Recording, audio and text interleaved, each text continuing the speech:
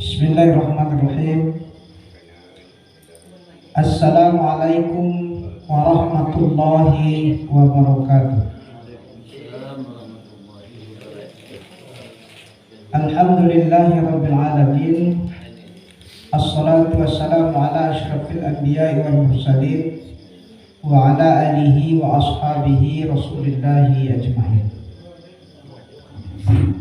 Asyhadu an la ilaha illallah wahdahu la syarikalah wa asyhadu anna Muhammadan abduhu wa rasuluh sallallahu alaihi wasallam la nabiyya ba'da.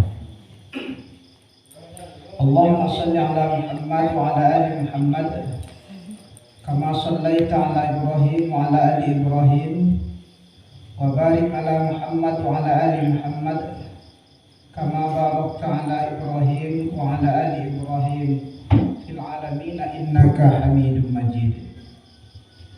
Qala Allah Ta'ala fil Qur'anil Karim, A'udzu billahi minasy syaithanir rajim. Bismillahirrahmanirrahim.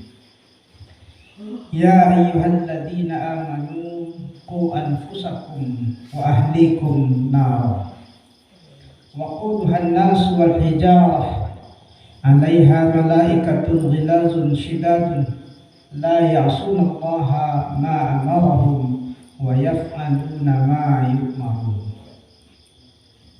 Wahai orang-orang yang beriman, jagalah dirimu dan keluargamu dari siksa api neraka, di mana bahan bakarnya adalah manusia dan batu.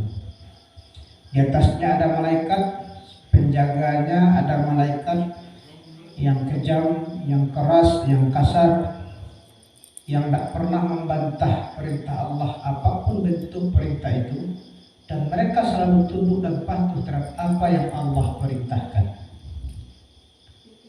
Sadaqallahul azim wa sadaqa rasuluhun nabiyul karim wa nahnu ala dzalika minasyahidina wasyakirina walhamdulillahi rabbil alamin.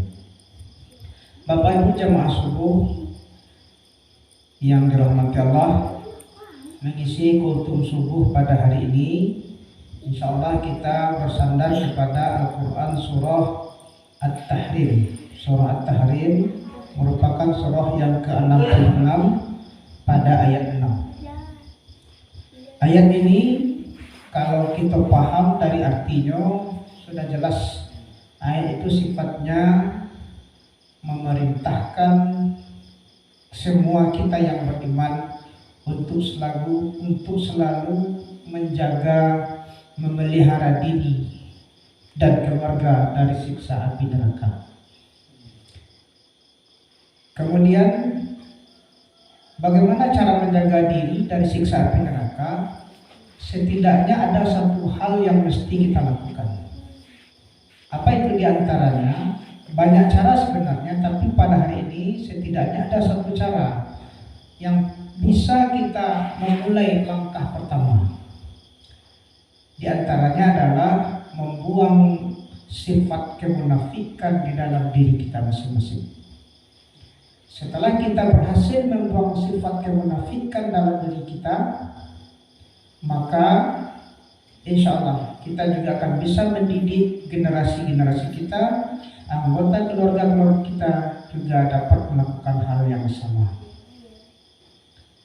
Allah Subhanahu wa Ta'ala telah menggambarkan beberapa kisah tentang orang-orang munafik ini. Di antara orang munafik itu adalah yang bernama Wali'ah. Wali'ah ini adalah istri dari Nabi Lut alaihissalam. Kita tahu bahwasanya sekilas Nabi Lut ini adalah keponakan daripada Nabi Ibrahim. Artinya apa? Nabi Lut dengan Nabi Ibrahim pernah bersama-sama menyebarkan agama tauhid pada waktu itu di Mesir. Kemudian Allah Subhanahu wa Ta'ala memerintahkan Nabi Lut untuk menyebarkan agama tauhid di satu negeri namanya negeri Sadum. Kemudian kenapa Allah memerintahkan Nabi Lut di sana? Karena di situ terdapat satu kebiasaan yang kebiasaan masyarakat yang sudah melampaui batas, yang pada akhirnya Allah letakkan negeri itu dalam waktu sekejap. Apa diantaranya? Di mana pada waktu itu terjadi semacam penzaliman terhadap orang yang lemah, yang kuat berkuasa, yang lemah tertindas. Ini salah satunya. Kemudian yang sangat terkenal itu di negeri Sadum itu terdapat satu tabiat di mana laki-laki menyukai laki-laki. Jadi karena laki-laki lah menyukai laki-laki, otomatis tentu perempuan otomatis itu menyukai perempuan dulu kesudahannya. Kenapa? Sebenarnya Allah sudah ciptakan laki-laki itu pasangannya perempuan, siang itu pasangannya malam, hidup itu pasangannya mati. Allah ciptakan segala yang ada di dunia ini berpasang-pasangan. Namun yang terjadi di negeri Sadum pada waktu itu, di mana di situ ada kecenderungan laki-laki menyukai laki-laki. Jadi ini menurut Allah Subhanahu wa taala dalam Al-Qur'an diceritakan itu termasuk orang-orang yang melampaui batas. Kemudian karena saking melampaui batasnya, Allah Subhanahu wa taala mengutus 3 orang malaikat. Mengutus 3 orang malaikat yang menyamar sebagai manusia yang gagah, yang ganteng luar biasa, untuk memberitahukan kepada Nabi Lut bahwa subuh nanti pas fajar datang, fajar menyingsing, negeri tersebut akan dilululantakkan oleh Allah Subhanahu wa taala. Oleh karena itu, hendaklah Nabi Lut bersama dengan orang-orang yang beriman pergi dari negeri tersebut.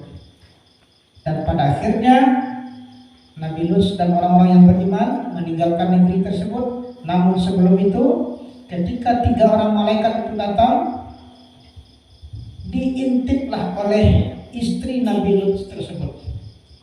Kenapa diintip? Karena di sana ada kecenderungan laki-laki menyukai laki-laki.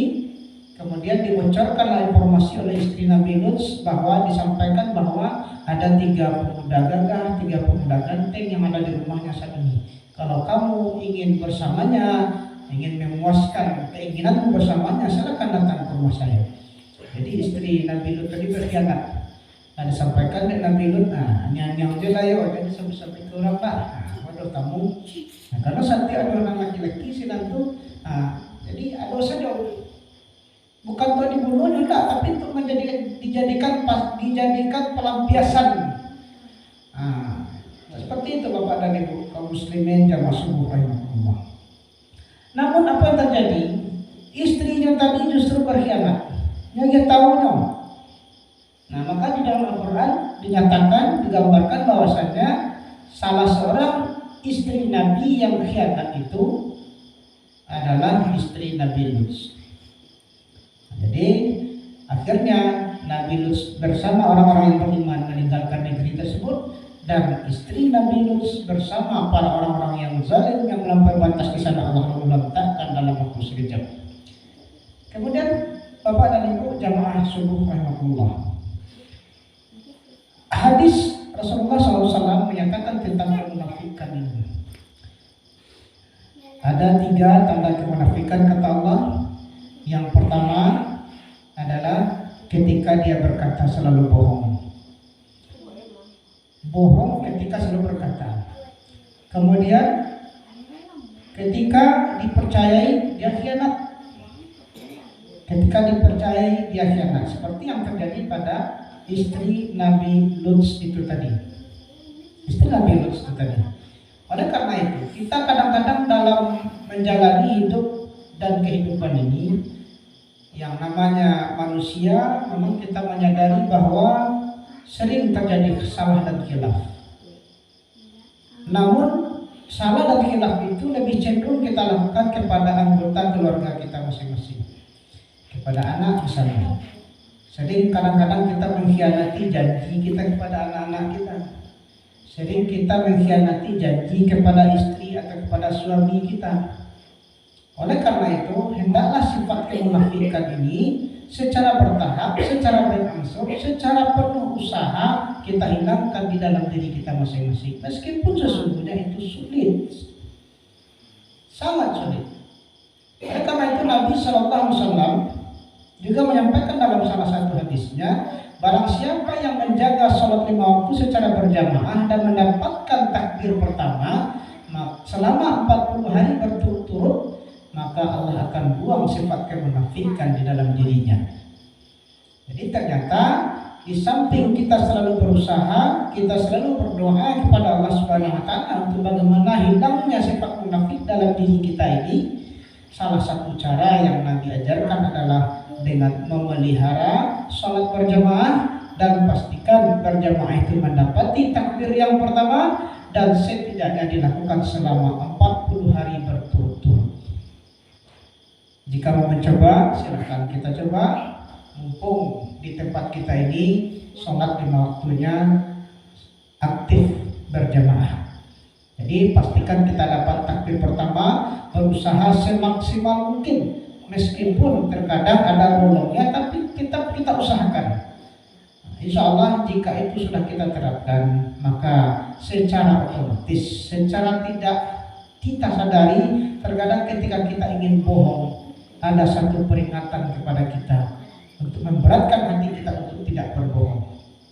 Terkadang niat kita untuk berkhianat, mengkhianati kepercayaan seseorang, ketika kita sudah melaksanakan hal yang tadi, secara otomatis akan berat rasanya untuk kita berlaku khianat tersebut. Oleh karena itu, Bapak dan Ibu, mari kita pelihara diri kita masing-masing dan kita ajak anggota keluarga kita. Karena Pak, jika kebohongan sudah ada di dalam rumah tangga kita, maka kebohongan tersebut akan tertular kepada anak-anak kita.